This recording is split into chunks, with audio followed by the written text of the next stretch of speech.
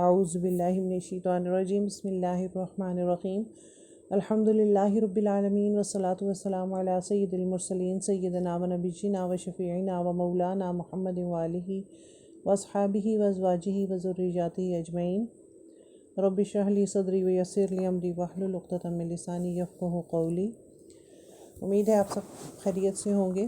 آج ہم اپنے مخرج نمبر 14 کے بارے میں پڑھیں گے، جو کہ زا، سین اور صاد کے بارے میں ہے، اور اس کا لقب اسلیہ ہے، یعنی جب زبان کی نوک ثنایا علیہ اور ثنایا سفلیٰ کے درمیان آ جائے تو یہ حروف ادا ہوتے ہیں، زا، سین اور صاد۔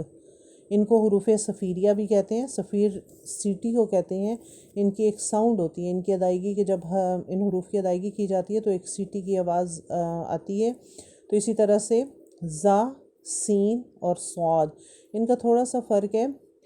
وز روک، عس، عسا، ناقصوص، یعنی سین بہت باریک ادا کریں گے، صاد اس کو ہم موٹا کر کے تھوڑا سا ادا کریں گے، اور زا میں ہم سختی سے جو ہے اس کو ادا کریں گے، اور ان حروف کو صفیریہ کہا جاتا ہے، زا، سین اور صاد کو۔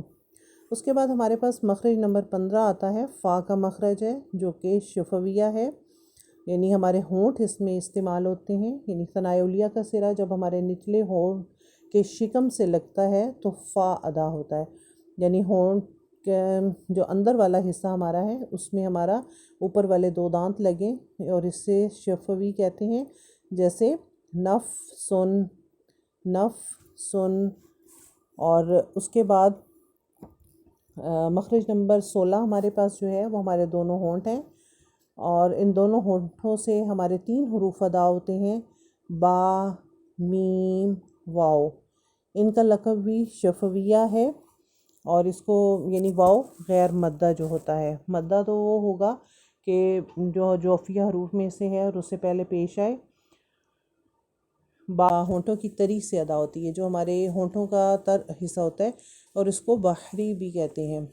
ارکب، اضرب۔ میم ہونٹوں کی خشکی سے ادا ہوتا ہے، جب ہمارے ہونٹوں کے خشک حصہ جو ہے وہ جب آپس میں ملتا ہے اس سے میم ادا ہوتا ہے، اس کو بری کہتے ہیں۔ لا تقم، اعلم۔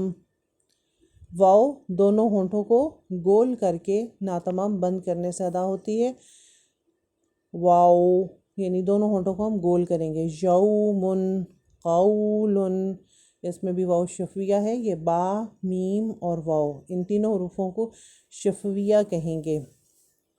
اس کے بعد ہمارے پاس آخری مخرج ہے خیشوم کا، یعنی اس میں ہمارے یہ خیشوم جو ناک کا بانسا ہے، ناک کی جڑ ہے، ناک کے اندر سے ساؤنڈ اس میں سے آئے گی، اور یہ ہمارے حروف جو ہیں یہ نون اور میم مشدد کا غنہ اس سے ادا ہوگا۔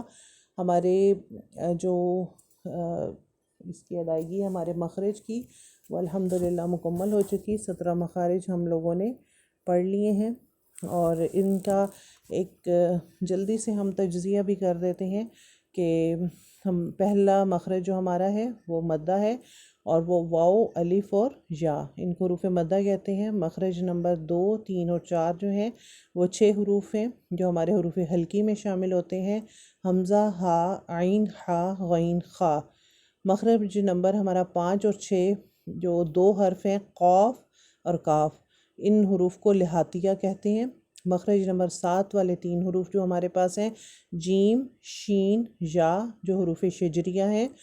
مخرج نمبر 8 والا 1 حرف ہے، غاد، جو کہ حافیہ ہے۔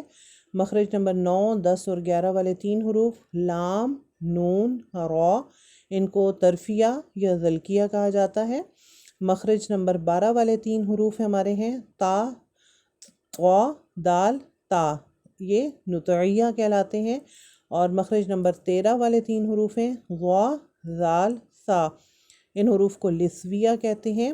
مخرج نمبر 14 والے 3 حروف ہیں، صاد، زا، سین، اور ان حروف کو صفیریہ کہا جاتا ہے۔ مخرج نمبر 15 اور 16 والے 4 حروف ہیں، فا، واؤ، با، میم، ان حروف کو شفویہ کہتے ہیں۔ مخرج نمبر 17 غنہ والے 2 حروف ہیں، نون، میم، یعنی حروف غنہ ان کو کہا جاتا ہے۔ یہ ہمارے 17 مخارج مکمل ہوئے۔ اللہ تعالیٰ ہمیں صحیح طور پہ قرآن مجید پڑھنے کی توفیق عطا فرمائے۔ السلام علیکم ورحمۃ اللہ وبرکاتہ۔